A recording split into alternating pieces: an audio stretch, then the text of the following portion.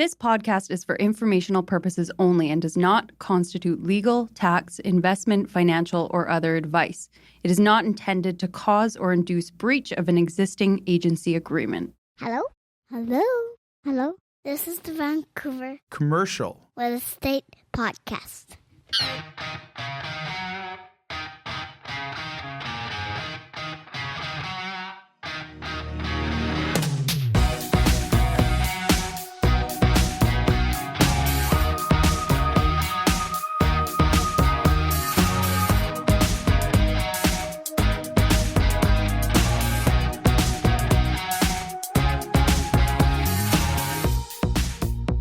And welcome back to the Vancouver Commercial Real Estate Podcast. I'm Cory Wright. And I'm Melisa Moretti. And Melisa, on the program today, we have the one, the only investorpreneur, Pete Leung's back with us right now. Since we're kicking off kind of the second half of the season here after Labor Day, we had Alan Haig breakdown last week all about interest rates and kind of what's happening here in Canada. Today, we bring back, by popular demand, our international correspondent, Pete Leung, to talk about what he's seeing around the world from an investment market, because he's very diversified.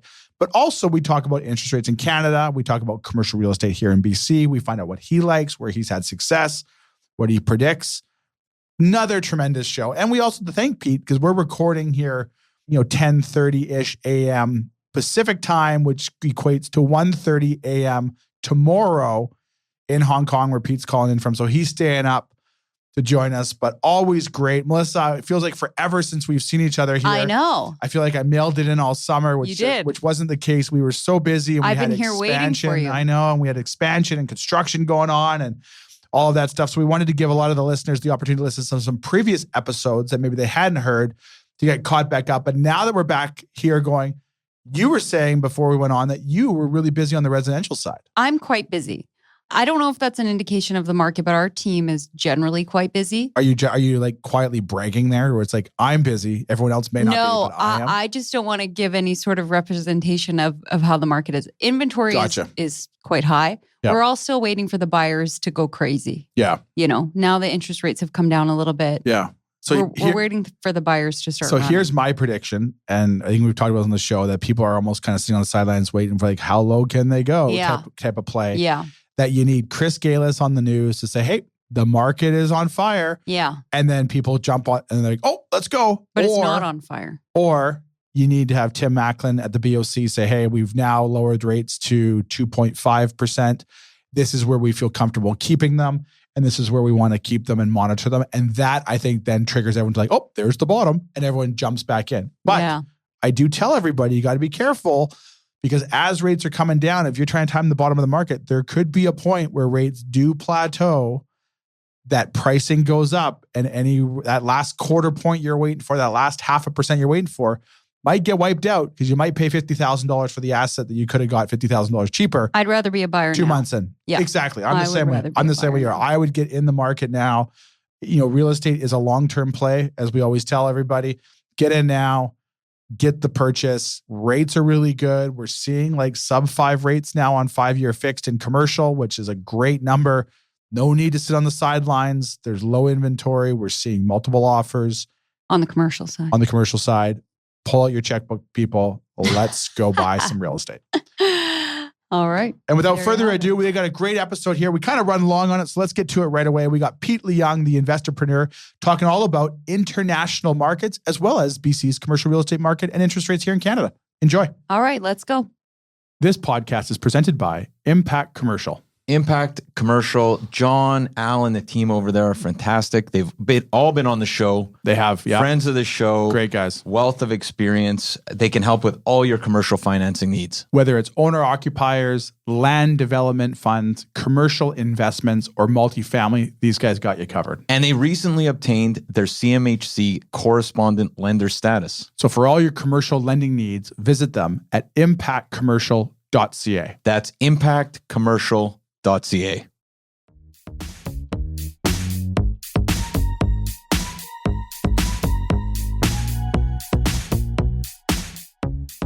right, we're here today with our Vancouver Commercial Real Estate Podcast international correspondent, we like to call him, the investorpreneur himself, Pete Leung. Pete, how you doing?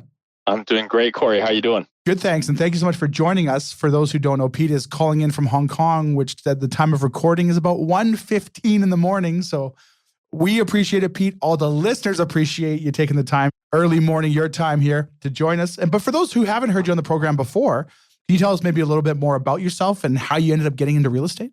Absolutely. So thank you for having me first and foremost, and great to be here again. My past has always been not in real estate. I've been a Vancouver entrepreneur in the element of restauranting, and I've been in the insurance and also the financial planning aspect of things in Vancouver back in my career. And I got involved in sort of real estate partly because of my accountant. And I remember that day that he called me and said, Peter, you really need to look into real estate in a big way because that's how wealth is built. And so from that very one day, that started my investment, or at least my understanding of the journey of real estate. It first started with residential and then moved into commercial. And again, another person inspired me by asking me one question. He said, Peter, what is really asset? What is truly an asset for you? And what is a real asset in real estate? And I said, that's a very interesting question. I mean, like, we're used to living in condos, we're used to living in high rises, maybe single family homes and townhomes and whatnot. And he said, and he inspired me upon real estate, on a phase two, where he said, Peter, imagine this. I mean, all the developers sell the commercial, the real estate on top, right? In a building, A through C unit, and all the various floors. But interestingly enough, you're not going to see them sell them all, and you're not going to see them sell the commercial space. And so that is truly what asset is. Is that something that you can leave for your next generations and generations to come? So that really instilled upon me about how I can get involved in real estate. And ever since, I haven't looked back, and it's changed my life and made my life, and is hopefully for next couple of generations to come. Amazing.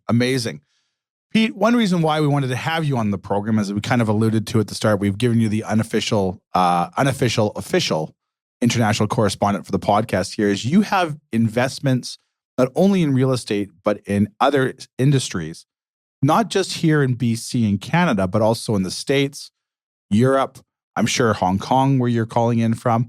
What we wanted to have you on today is in BC real estate, we're very fortunate. We kind of live in a bubble here a little bit where it kind of always sort of trends in the right direction. There's road bumps along the way, but over time, it always works its way up. But I wanted to get your take on what are you seeing from a global standpoint, maybe continent by continent, of an economy, interest rates, all of that stuff. So I know there's a lot to unpack there. So I'm just going to step aside and let you kind of take that where you want to go. But we'd love to get your thoughts on what you're seeing worldwide in various investment markets. Sure. That's great. I mean, I'll cover some of the things that I'm seeing certainly around the world. Well, I mean, realistically, I think everybody talks about the U.S. being sort of the first global superpower of finance, as well as technology and defense and whatnot. So largely, I mean, a lot of conversation around where the U.S. dollar is going to be, because every country is really founded, stabilized because of the U.S. dollar, or pegged in some way with the U.S. dollar. And with sort of now the rumors and the murmurs of U.S. dollar or the U.S. interest rate starting to come down in the very first time, and probably in this particular case in September, we think that definitely 25 pips is sort of the way to go, and probably 3 rate drops at between now and sort of the end of 2024. And I think largely, we've talked about how the real estate as well as investments are really going to happen or turn out in U.S. Than probably the last several cycles or several times that the U.S. had dropped in rates.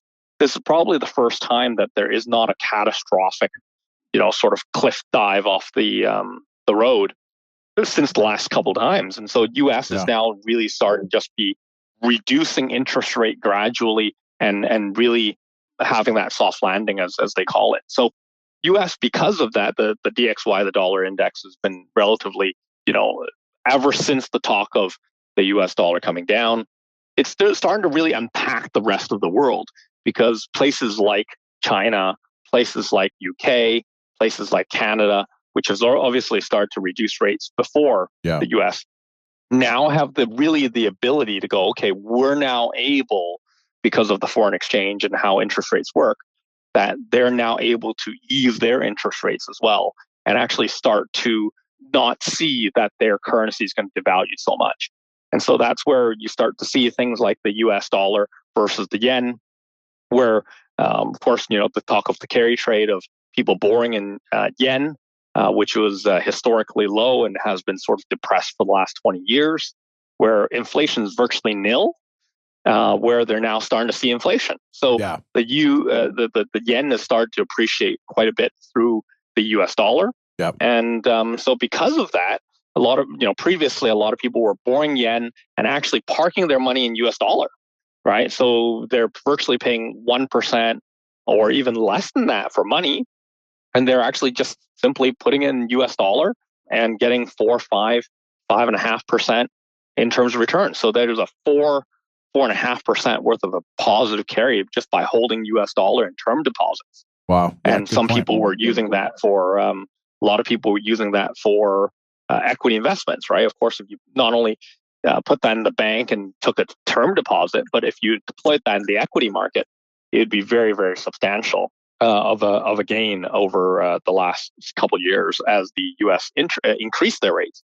So you're starting to see the world unfold now, going, okay, now we're able to reduce our rates as the U.S. is going to come down, and you're going to see that globally as well. And that's going to help a lot of these countries start to grow as well, because their interest rates are going to be a little bit lower, and easing the pressure there for many of these countries, including China, including the UK, Australia, and of course Hong Kong as well, which is pegged to the US dollar. So we have this forthcoming election here with this gentleman named Mr. Trump, who I don't want to say looks like he's going to get in. I think numbers, if they trend the polls, it looks like he's going to be the next, or I guess the incumbent, the new president, I guess, coming back here.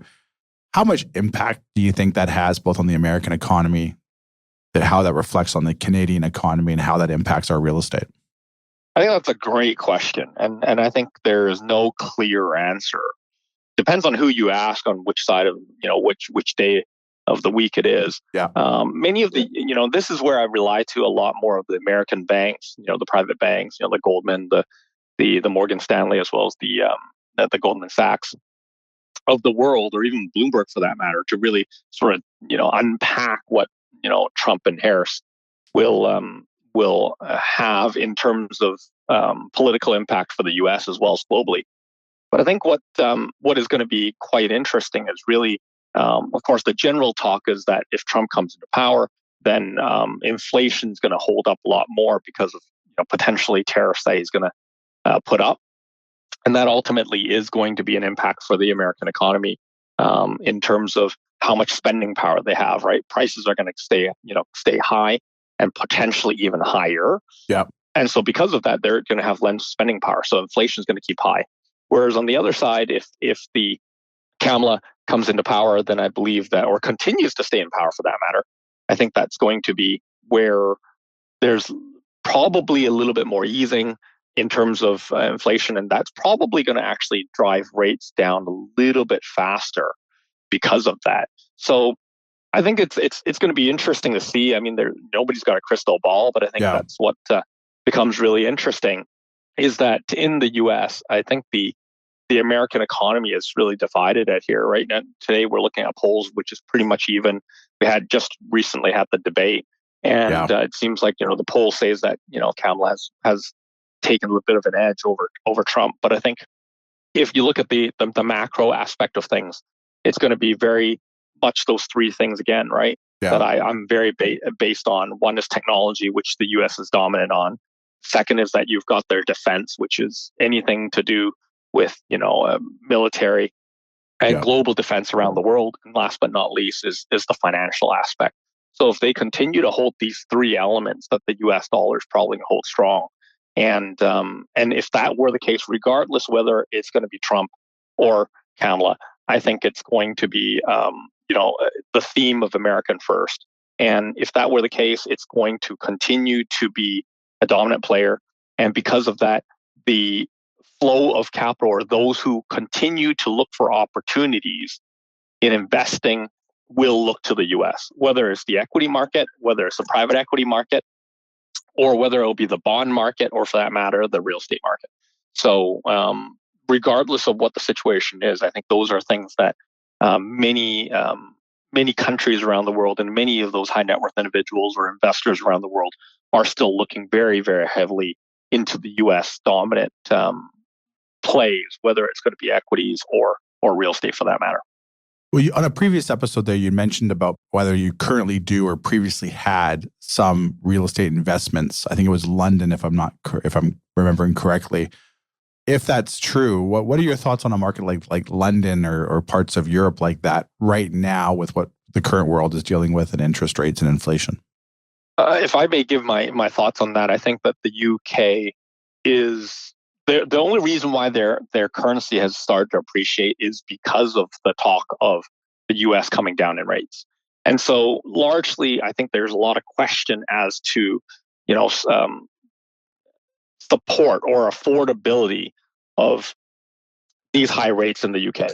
And so I'm particularly personally not that bullish in UK because of course we're now starting to see the repercussions of what really Brexit is and how that's really starting to take a toll in terms of the UK economy. Yeah. And of course, COVID was one of those things that had challenged the UK in a big way, where prices were so high and people were having challenges in terms of finding the great work and whatnot. So I think this is going to be largely continuing to be the case. Europe being a little bit of that same notion. It is not easy to see where they're going to be able to come out of this, and that's why they're really looking forward to the U.S. dropping rates. Right, that's going to help ease their macroeconomics. And so, with what we're seeing in the UK, rent is dramatically up, right? But yet, it's very unaffordable because of these interest rates being very high. And banks are still in the situation where they're very, very slow to act. And we're seeing, property investors, whether commercial or residential, 6, 8, sometimes 12 weeks to get a mortgage.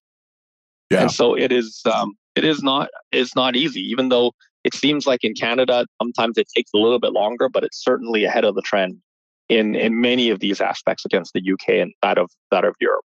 So opportunities are for those who have cash. That obviously is the big difference. So people with cash to deploy at this point, with a lower loan to value, longer times of getting approvals from loans, and then last but not least of higher interest rates. Yeah. Those who have cash is going to be able to reach the opportunity a little bit better. So certainly in the UK, I think, or that of Europe for them, for the most part, I think that the rates are going to come down quickly when the US starts to really reduce their rates. So then that the currency outflow is not going to be dramatically impacted. So I think that's largely expected around the world as well with many currencies. Jumping in a plane and landing at YVR here, obviously you have a lot of investments in the commercial real estate realm here in the BC market. I'm interested to get your take on sort of what you've seen maybe over the past 6 months and the direction the market has gone. It feels like it's taken a tremendous uptick. Lack of inventory still there. Activity has picked up dramatically since about middle of August. It felt like a tap turned on. What are you seeing and what are your thoughts on the BC side of things on the commercial side? That's a great question, Cory. And I think, if looking at where the BC market is, I think, from what I understand and what I read, what I know, the people I'm talking to, real estate investors, bankers, and also those who are actively deploying capital, BC is one of those rare places that have an opportunity of probably in a lifetime, right? Because of what happened post-COVID, many places around the world essentially stopped building, right? So they're not able to continue to build because of the increase of these rates. The cost has gone up dramatically. Replacement costs have gone through the roof. And that's really allowed that of BC property to shine, in my opinion. A few places around the world have that opportunity. And because people are not going to be able to build the same way. They're not able to build cheap and replacement costs are high. Yeah. So people are not going to go, build a new building without really thinking it through, without the numbers really, really making sense. And because of that, the supply and demand is causing an issue where for those, again, with capital, those who understand property investment, those who are not necessarily developers, this is the right time. If ego is not your thing, you don't need your name on a building. I think BC's got a really good market. I mean, if I look at, because I have investments in Eastern Canada as well, and we've talked about in previous podcasts. Yeah. The reality is, government's got a really big part to this, right? And not only the federal government, but also the provincial government. So there's places in Canada that are more favorable to investing or investors. And there's places where they have really shifted their tune, right? With the governments or with the approvals, with how their tendencies are playing out. And one of the things I really want to highlight with this is, regardless whether it's BC or anywhere else, because of how the macroeconomics are, residential property, residential tenancies are going to be the one thing that every investor needs to watch out for. Yeah. Because as the economy starts to not look as cheerful, right?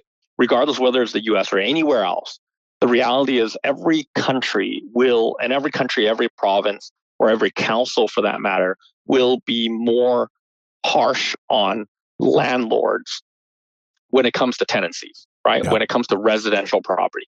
And so you've seen that in places like Eastern Canada, where they've turned very investor friendly at one point to fairly negative to investors. As a matter of fact, in some of these provinces, they're no longer allowing out of province buyers. So never mind Canadians, right? So, in many parts of Canada, you're not able to buy residential property if you're not a Canadian passport holder. In these cases, you're not allowed to buy unless you're a resident of these provinces. So That's how they've turned really on a different angle with investors. And because of that, they've sided a lot more with residential tenancies. Yeah. Residential tenants. And you're starting to see that all over the world. And because of that, again, that's why I'm a very, very big believer in commercial real estate, because that's based upon common law versus just tenancy laws, right? Tenancy acts. So I'm very, very much appreciative of the people who've inspired me upon commercial versus that of residential. And that's been a challenge here in BC for years, is the RTA, the Residential Tenancy Act, from a lot of landlord perspective, has been very tenant focused. And I understand why that is. There's probably, there is the reputation signs, there's bad landlords out there, but the challenge that it's creating from a housing perspective for a private sector is when people are looking at multifamily buildings, that this past year, the maximum increase is 3%, but the inflationary costs of the expenses of the building have far outpaced that number, that it's making it harder and harder probably for some investors to make sense of the multifamily side of things, because your garbage, your recycling, your property taxes, all these things have grown at a much faster pace. One landlord I was speaking with not too long ago said that they were seeing almost an average of like a 12% increase they felt in a lot of their expenses in their multifamily buildings, with regards to elevator maintenance, with regards to property taxes, garbage, recycling, all those things that just add up, insurances, that they just said they're just becoming harder and harder to make sense of it. And then when you find yourself in an interest rate world that we're recently in, that even when you're getting a CHMC insured mortgage, your rates are still higher, that are still having dramatic impact on these, which makes the multifamily sector a much more challenging industry to try to asset class to try to make sense of, before you throw in government regulation just from a numbers standpoint. So I tend to agree there with you. We don't want to shun multifamily investment by any stretch of the imagination, because it's a very sound investment that does sort of repeat itself year after year after year with extremely low vacancy rates and creates a lot of concrete part of people's portfolio. But to your point, it's becoming more and more challenging due to rental restrictions to make sense of the investment side of it versus what you might find on a different asset class like a retail building or an industrial building, where it's more free market rents versus having the restrictions with very little turnover, yet you're having skyrocketing costs. Another point you made there that's really good that maybe we'll emphasize as well is a lot of investors, knowledgeable commercial investors, whether they be small or institutional, will definitely look at buying properties below replacement cost value. And one of the biggest reasons why that is it prohibits those asset classes from over expanding in certain markets. And one example I've used for a long time is Nanaimo office. You might have in the downtown core, you might have 6, 7, 8 office buildings there that are probably, might sell for, 6, 7, 8 million a building, depending on the size and the income. But if you actually go get a replacement cost appraisal done, you might find it might cost $10, $12 million to build that building back. That coupled with the land prices dramatically increasing, it's very hard for developers to look at a plot of land and say, listen, I'm going to build an office building here because the land price doesn't make sense. The construction cost doesn't make sense. And a lot of developers, depending on the asset class, will look for at least 150 basis point spread over when they're actually done construction to a finished stabilized product versus the current market cap rates before compression. So when they look at it from that aspect, it doesn't make any sense. So as an investor, if there's 6, 7, or 8 office buildings today, and I fast forward 20 years or 10 years and the population's up 20, 25%, chances are there's probably still only 6, 7, 8 office buildings in the city because the numbers haven't made sense for so many years. Thus, demand is going to increase as population increase. That's going to push up lease rates, and you're going to have a very low vacancy rate because there's not enough product to pick from. So that is a strategy that a lot of smart investors have deployed and large institutions have deployed over years, is trying to find product below replacement cost value, which is an easy thing to do right now with construction costs and the cap rates that have sort of come off in some of these secondary markets moving forward. In saying all that, Pete, we've talked to you before about markets in BC that you really like. And when one of the last episodes, you'd made mention about the interior markets and the island markets and stuff like that. Curious to get your thoughts if there's any markets right now that you're still interested in or you're still looking in where you see that there's good value moving forward. I think with that, it's got to come. I think, Cory, you bring up a really good point as well. It's the positive migration, right? Where are people going? And it's really back to the basics, right? So, there's many places around the world that are not growing in population the same as that of BC. BC is really attracting people because of the weather, because of the friendly environments, the multiculturalism. The bottom line is people want to be in BC, right? Yeah. And they're finding out I don't just need to be in Vancouver. I can be on the island. I can be interior BC. I've got the mountains. I've got the water. I've got everything at my disposal within 45 minutes an hour. Yep. And I think that's a really, really important thing in BC, whereas you're not going to get that in many parts of Canada, never mind the world, right? And so I'm still very, very positive on the island. I'm still very positive on interior BC. But I think one of the more important things is now you got to be even more watchful over what investments are made, right? It's because the whole, everybody has gone through that element of, okay, we've picked through things. We've gone through the whole scenario of, rates being cheap to rates being expensive. And now as rates are starting to come down, a lot of people are going, okay, well, now it's time to buy.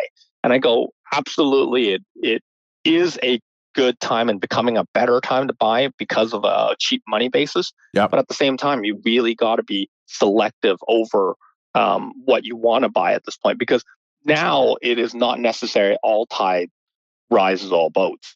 Yeah. And I think this is where it's starting to change now, because, coming out of COVID, it's like, yeah, well, you could have really picked anywhere, right? You could have picked any market. Yeah, it's already gone up, right? And if you pick the right asset classes, not particularly, if you're taking office out of that equation, then really, yes, you've benefited in a great way because, prices of rents have gone up and there is nothing new that's come to the market. So because of that, it's definitely increased, prices all around. Yeah. But now as rates are starting to come down, what really rates are actually saying is that they want to stimulate growth, right? And the reason why they want to stimulate growth is that growth is not strong enough.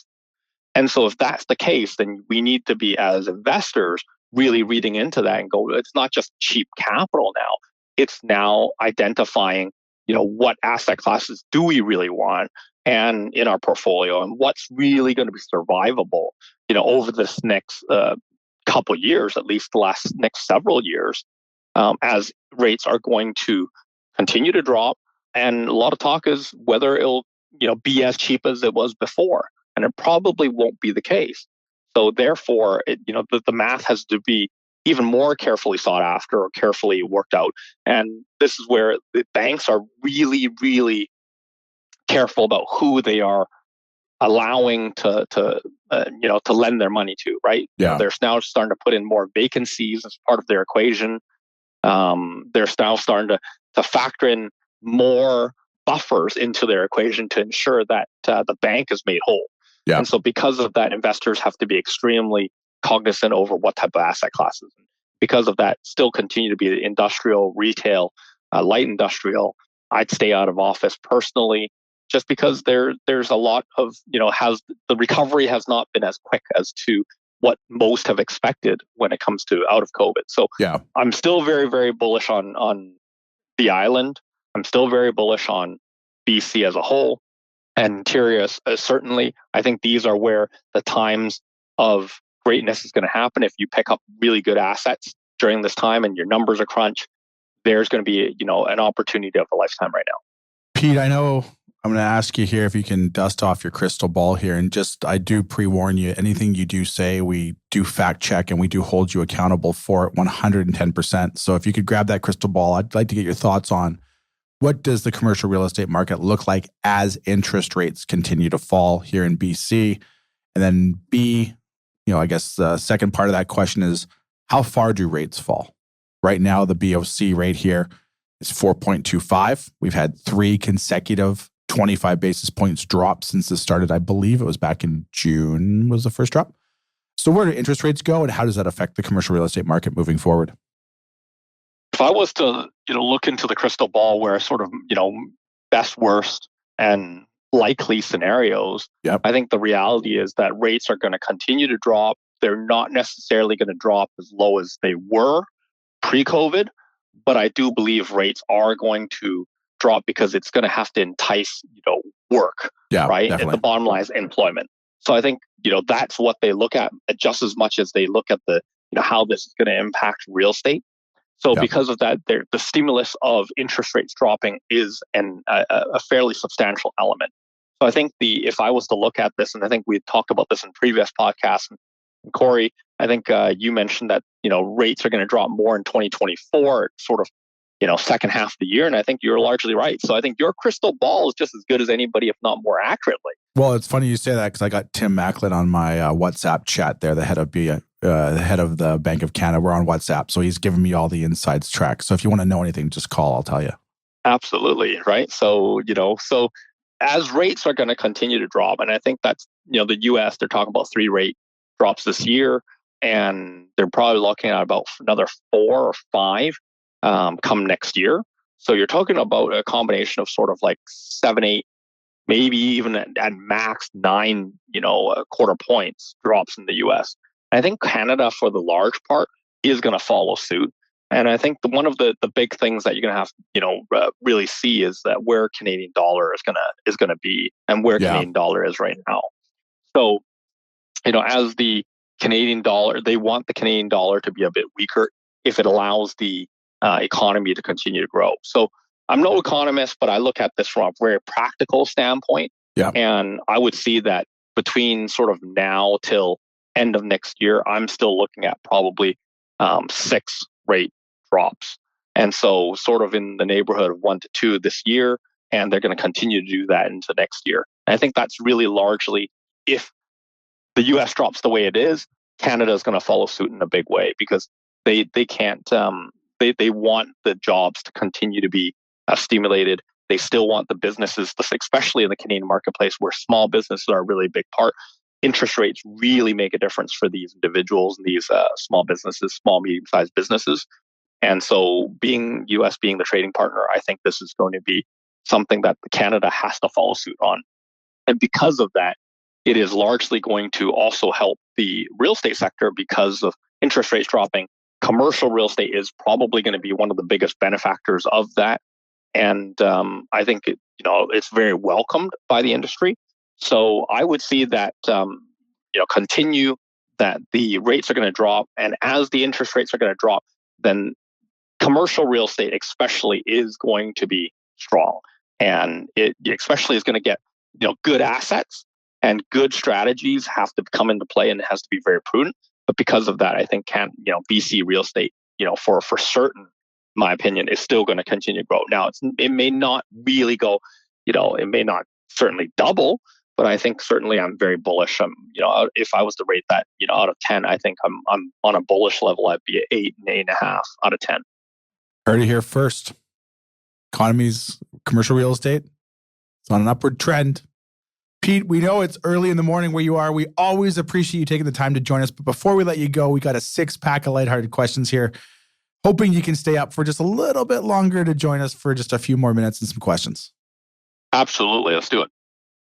The 6-pack is powered by our good friends over at Red Point Law. Red Point Law, Cory, Tim, Falco, Scott, and the team. These are great people with a wealth of experience when it comes to commercial closings and private lending. And I just want to say, Cory, not to cut you off, they have a perfect 5-star review on Google. So for all your commercial legal needs, visit them at redpointlaw.ca with offices in Vancouver and now open in downtown Kelowna. What's one book you would recommend our listeners read? I've previously recommended the one which is 21 Irrefutable Laws of Leadership. Yeah, that's the previous one. If I was to recommend a book right now where things are, I would recommend the book Angelist.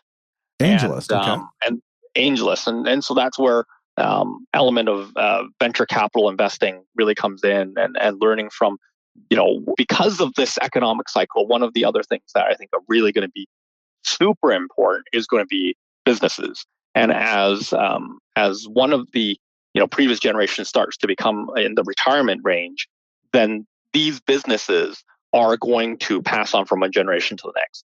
And because of that, just as much as property, because one of the big things about property is, previous generation bought property, passes on to the next generation doesn't know what to do with it, doesn't know how to handle it. And so there's opportunity.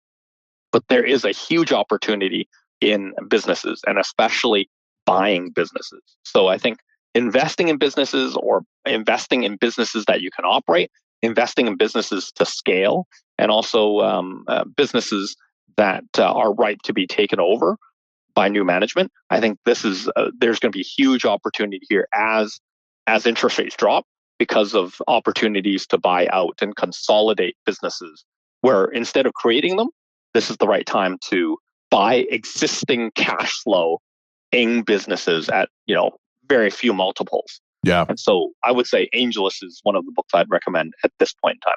All right, next question up. I know you're in Hong Kong. I know you've got strong ties to Vancouver, and you do have a lot of stuff here. Are the Canucks going to win the Stanley Cup this year? Well, I always hope that we'd win at one time, right? Yeah. So I mean, the previous times, I mean, I got to say, I still got my Pavel Bure jersey. That's the one. That's the one. So, I'm still definitely counting on it, and I think after this year, I think that it's time that we win the Stanley Cup. There you go.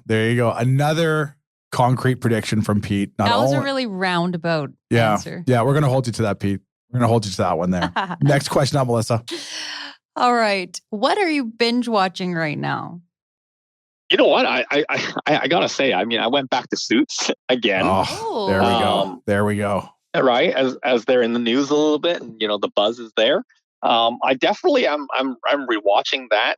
And I'm also, picking up Doctors, right, is another one that I'm really finding a lot of curiosity there, because of, that's not really in my profession, and it's certainly not in my blood. So I'm like, hey man, this is really fascinating. Some of the things that are inspiring me to think outside the box. So Doctors is something I've recently been binge watching on Netflix. Well, it sounds like Melissa's dating life. Doctors. Oh yeah. Oh, there you go. There you go. It's a good thing that you are watching Suits. For those who don't know, there's a new Suits coming out called, I believe it's called Suits LA, and they filmed the pilot in Vancouver months ago. Really? Yeah, and the main character is the guy from Arrow. Remember the TV show Arrow or whatever that was filmed here in Vancouver for the CW? So he's the main character, and I guess the pilot went so good, it was picked up by, I think it was NBC or something I was reading. So they're filming right now Suits LA season 1. Really? Yeah. So it's going to come out. So if Meghan Markle's not there, I don't want it. No, I don't really think, again, I don't know, because they did do the spinoff with Jessica from the original Suits. So when she was in Chicago, and that kind of flopped. I think if you're going to do it, because Suits New York, I guess, for argument's sake, could have been, the first series now that we have LA. but you've got to almost tie it into like the same company where it's like another office for the same law firm. You've got to have Harvey Specter in it. You got to have the characters in it so you can draw the ties back to it. If you try to just make it something completely standalone, which the spinoff with Jessica was, I think it fails because you got to do it. So not saying that we know what we're doing here at the Vancouver Commercial Real Estate Podcast, but we just pretty much carbon copied the Vancouver Real Estate Podcast, grabbed the co-host, grabbed everything. So all the listeners would just walk over to us. So the VCREP's eager little sister. Yeah. So if we could take that same philosophy and apply it to Suits LA, I think we've got a winner there. Pete, we've had you on the program so many times. We've had to almost customize these 6-pack of questions here for you. Now, one thing that I know that you're very passionate about, and so am I, but not to the same level, you have a very extensive watch collection. So I'd like to put you on the spot here and ask you, what is your favorite watch brand? My favorite watch brand, hands down, has to be Audemars Piguet. AP. And that AP is, for those listeners. AP for short, yes. Melisa, absolutely. Melisa looks like a deer caught in headlights right now. Can you maybe elaborate I hate to tell you. or describe the AP brand for those who may not know? And again, I will say this. If you're not into watches and that's not something that you either have a passion for or you collect or you follow, Rolex is to a lot of people kind of the top of the heap, partly because of amazing branding that they've created over decades. But AP, Tech, there's just these other brands that are probably, I don't know, Pete, would you say they're a step up from Rolex? Not that Rolex is bad, but almost like a watch person's brand. Does that make sense? Yeah, I mean, a watch is really meant to be, I mean, for men or women, right? What women has a few more choices, including that of shoes, bags, right? Accessories, jewelry. But for guys, we're pretty boring, right? I mean, you might have a nice pair of, that's why suits was such a big deal. Wear a nice suit, nice shoes, right? Like some nice wingtips. But really, you don't really have that much choice. Maybe a nice belt. But the only other thing really that makes us stand out differently from any other person or any other male on the road is really what type of wristwatch that we're wearing. And so whether it's Rolex, whether it's AP, or whether it's Patek, or some of the other brands like FP Journe, or more independents like Rubel Force, which I'm a big fan of. I think it's really what does it stand out to you, right? And how does it make you unique, or how does that stand for your brand? Yeah. And I think Rolex is sort of like a US dollar, right? You can't go wrong, right? If you come back to a default and go, I'm going to buy a Rolex, you'll never ever go wrong, right? And you'll always be in that category. And so it's like buying a Mercedes. Like, how could you say a Mercedes is wrong? You can't. But if you're looking for something a little bit different, you're looking for your brand to be a little bit different, or you're liking a certain type of style and more personality, that's where other vehicles or other brands are going to come into play. And I think AP or Patek is known for, having a type of identity alongside with those who own it. Yeah. So it's not quite like a US dollar. It's more, it's a little bit more exotic.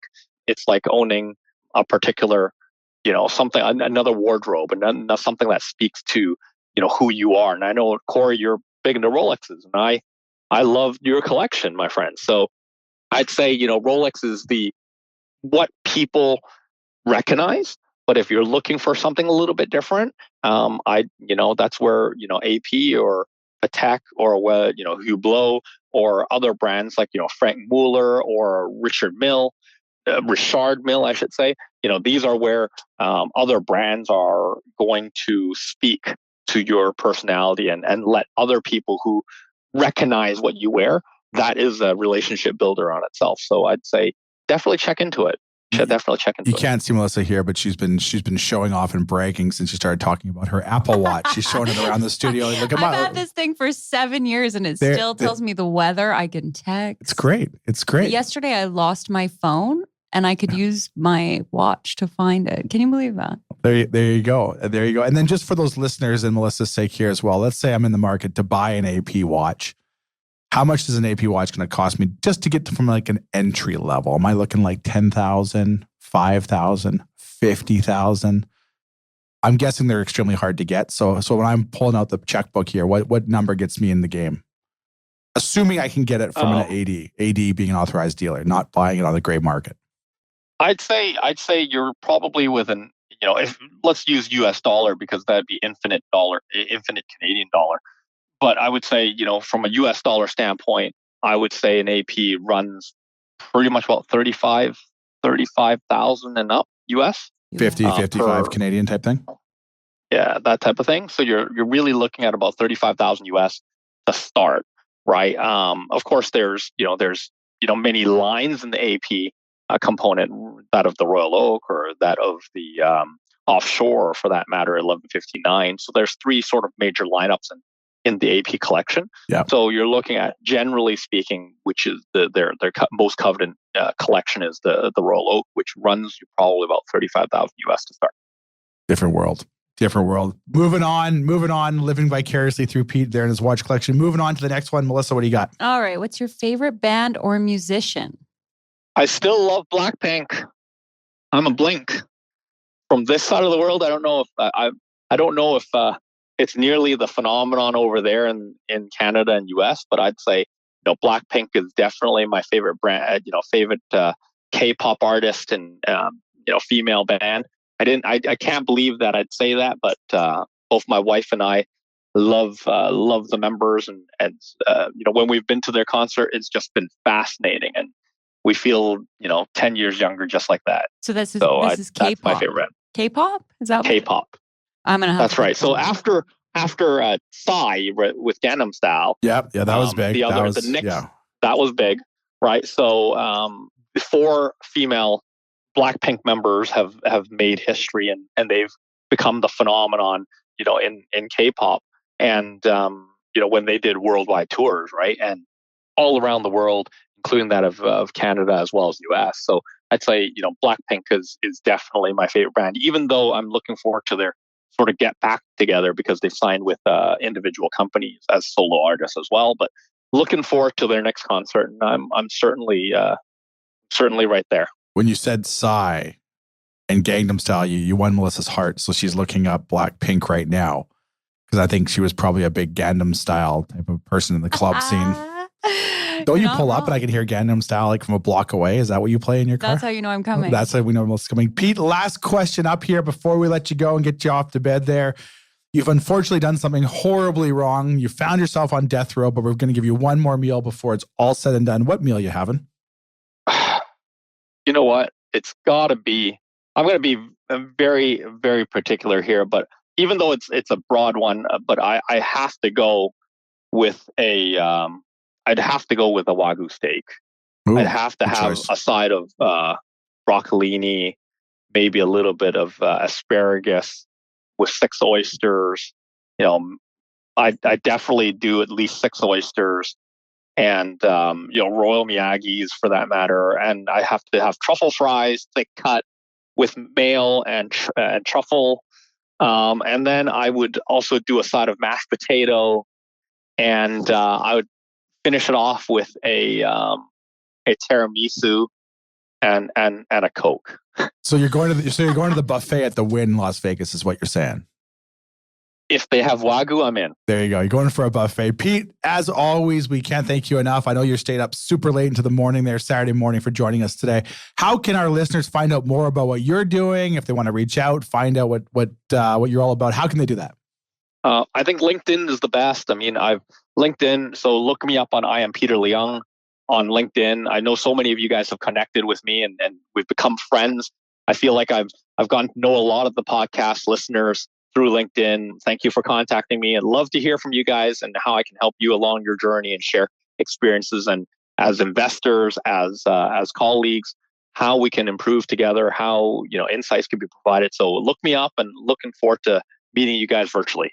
Amazing. Pete, as always, thank you so much for joining us. We'll let you get to bed and we'll be in touch soon, I'm sure. Absolutely. Thank you, Cory. Thank you, Melisa. Thanks, Pete. Thanks, Pete. Take care. Bye-bye.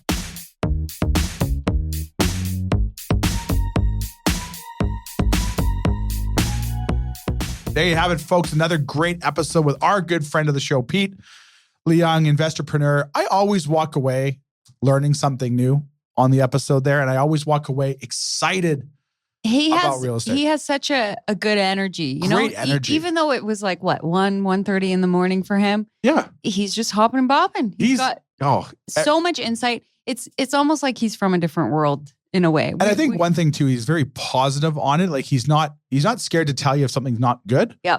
But he also is very positive about the delivery of that product. So yeah, it's always very motivating and exciting to have Pete on the program. And like to your point there, it's 1:30 a.m. and the guy sounds chipper like it's noon and he's had 3 coffees. Enthusiastic. Great guy, very insightful guy. As always, and Melisa, we ran long there like we said, so we're going to get it. For those who maybe want to get in part of this busy residential market that you're in, but maybe not everybody's in, how can people get a hold of you? Yeah, you can call me 778-869-4477 or send me an email at melissa@vancouverrealestatepodcast.com. And for any of those looking to do commercial real estate, you can reach out to me anytime send me an email, Cory@williamwright.ca. You can call our Vancouver head office, 604-428-5255. Let us know what you're looking for and we'll put you in touch with whatever agent best suits that throughout the province and any of our offices. Or you can visit our website, williamwright.ca, sign up for the latest and greatest news and it'll end up in your inbox. All right, Cory. We'll be back next week with another brand new episode as we kind of slowly unpack what we can expect for this second half of the season heading to our fall-winter time. Back to the races. All right, enjoy. Thanks for listening, guys. See you next week. Bye-bye. Subscribe today.